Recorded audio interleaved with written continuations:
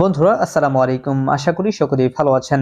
আপনারা যারা SSC pass করেছেন এবং যাদের বয়স ১৭ থেকে ২০ এর মধ্যে রয়েছে তারা সবাই কিন্তু অধীর আগ্রহ নিয়ে বসে রয়েছেন যে সেনাবাহিনীর সৈনিক পদের নতুন নিয়োগ বিজ্ঞপ্তি কবে প্রকাশিত হবে। তো আপনাদের অপেক্ষার প্রহর কিন্তু শেষ হতে যাচ্ছে। এই মাসেই কিন্তু বাংলাদেশ সেনাবাহিনীর সৈনিক পদের নতুন একটি নিয়োগ বিজ্ঞপ্তি প্রকাশিত হতে যাচ্ছে।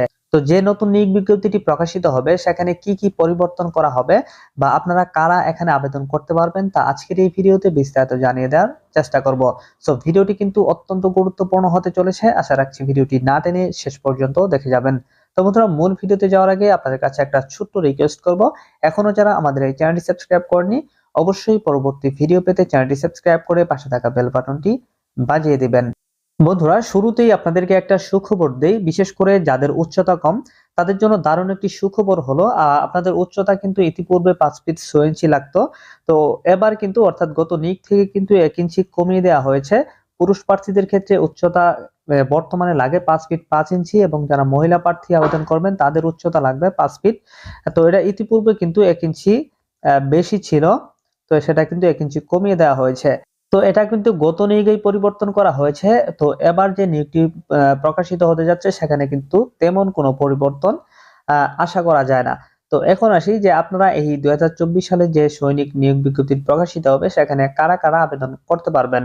তো শুরুতেই হচ্ছে বয়স, যাদের বয়স ১৭ থেকে ২০ বছরের মধ্যে রয়েছে তারা কিন্তু এখানে আবেদন করতে পারবেন এবং যারা টেকনিক্যাল ট্রেডে আবেদন করবেন তাদের কিন্তু ২১ বছর হলেও আবেদন করা যাবে এবং যাদের ড্রাইভিং পেশায় অভিজ্ঞতা রয়েছে তাদের কিন্তু ১ বছর বেশি হলেও অর্থাৎ ২২ বছর হলেও আবেদন করতে পারবেন। যে সকল প্রার্থীরা সাধারণ ট্রেডে আবেদন করবেন তাদের শিক্ষাগত যোগ্যতা হতে হবে, আপনি জাস্ট এসএসসি পরীক্ষায় যদি ন্যূনতম জিপিএ 3 পয়েন্ট পেয়ে উত্তীর্ণ হন সেক্ষেত্রে কিন্তু আপনারা এই বাংলাদেশ সেনাবাহিনীর সৈনিক পদের সাধারণ ট্রেডে আবেদন করতে পারবেন। তো যে সকল প্রার্থীরা টেকনিক্যাল ট্রেডে আবেদন করবেন তাদের শিক্ষাগত যোগ্যতা হতে হবে এসএসসি ভোকেশনাল হতে সংশ্লিষ্ট কারিগরি বিষয় সহ ন্যূনতম জিপিএ 3 পয়েন্ট পেয়ে উত্তীর্ণ হতে হবে এবং এসএসসি বা সমমান পরীক্ষায় ন্যূনতম জিপিএ 3 পয়েন্ট পেয়ে উত্তীর্ণ এবং কারিগরি শিক্ষা বোর্ড কর্তৃক অনুমোদিত প্রতিষ্ঠান হতে নিম্নে যে টেবিলটি রয়েছে এই টেবিল অনুযায়ী আপনাদের যে কোনো একটা ট্রেড থাকতে হবে। তো এই বিষয়টা নিয়ে আমি পরবর্তী আপনাদের সামনে বিস্তারিত আলোচনা করব। তো আজকের ভিডিওতে এই বিষয়টা আমি স্কিপ করছি।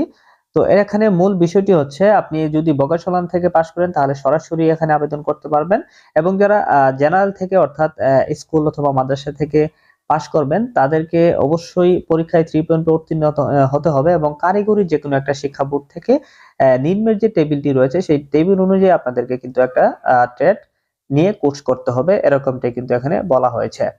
তো এখন আসি, তো ডিফেন্সে চাকরি করার ক্ষেত্রে যেটা মোস্ট ইম্পর্টেন্ট শারীরিক মান। তো ২০২৪ সালে সেনাবাহিনীর সৈনিক পদে যে নিয়োগটি প্রকাশিত হতে যাচ্ছে সেখানে আবেদন করার জন্য পুরুষ এবং মহিলা প্রার্থীদের শারীরিক যোগ্যতা কেমন হতে হবে। তো প্রথমে যেটা বললাম যে পুরুষ প্রার্থীদের উচ্চতা কিন্তু পূর্বের চেয়ে ১ ইঞ্চি কমিয়ে দেওয়া হয়েছে, অর্থাৎ পূর্বে ছিল ৫ ফিট ৬ ইঞ্চি, এখন কিন্তু ৫ ফিট ৫ ইঞ্চি হলেই আবেদন করতে পারবেন এবং যারা ক্ষুদ্র নিগোষ্ঠী বা সম্প্রদায় রয়েছেন তাদের ক্ষেত্রে ৫ ফুট ৪ ইঞ্চি হলেই কিন্তু আবেদন করা যাবে এবং যারা মহিলা প্রার্থী রয়েছেন তাদের ক্ষেত্রে উচ্চতা হতে হবে ৫ ফিট ১ ইঞ্চি এবং যারা ক্ষুদ্র নিগোষ্ঠী রয়েছেন তাদের ক্ষেত্রে উচ্চতা হতে হবে ৫ ফিট হলেই আবেদন করা যাবে। তো পুরুষ প্রার্থীদের ক্ষেত্রে ওজন হতে হবে সর্বনিম্ন ৪৯.৯০ কেজি, অর্থাৎ আপনার উচ্চতা যদি ৫ ফিট ৫ ইঞ্চি হয় সেক্ষেত্রে আপনার সর্বনিম্ন ওজন হতে হবে ৪৯.৯০ কেজি।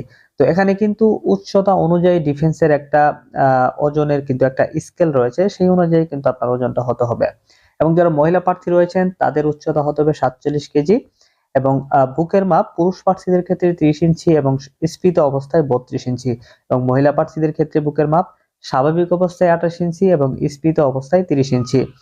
তো এখন অনেকেই প্রশ্ন করে থাকেন যে আমার শরীরে অনেক ধরনের সমস্যা যাদের আছে, বিশেষ করে নখের কনিতে বা ২ হাঁটু লেগে যায়, এরকম যাদের ছোটখাটো সমস্যা রয়েছে তারা কিন্তু মাঠের শুরুতেই বাদ পড়ে যাওয়া তাদের একটা সম্ভাবনা রয়েছে।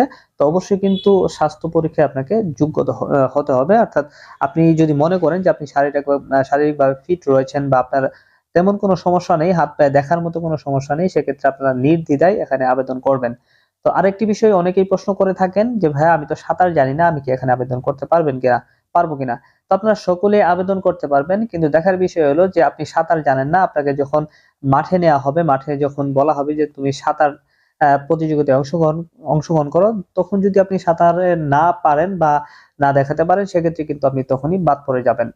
তো আপনারা যদি সাঁতার না জেনে থাকেন তাহলে অবশ্যই সাঁতারটি শিখে নিবেন। আর আপনি যদি শিখতে ব্যর্থ হন তাহলে আমি মনে করি যে আপনার এখানে আবেদন করার কোনো প্রয়োজন নেই। তো আরেকটি বিষয়, অনেকেই অল্প বয়সেই বিবাহিত অর্থাৎ বিয়ে করে ফেলেন।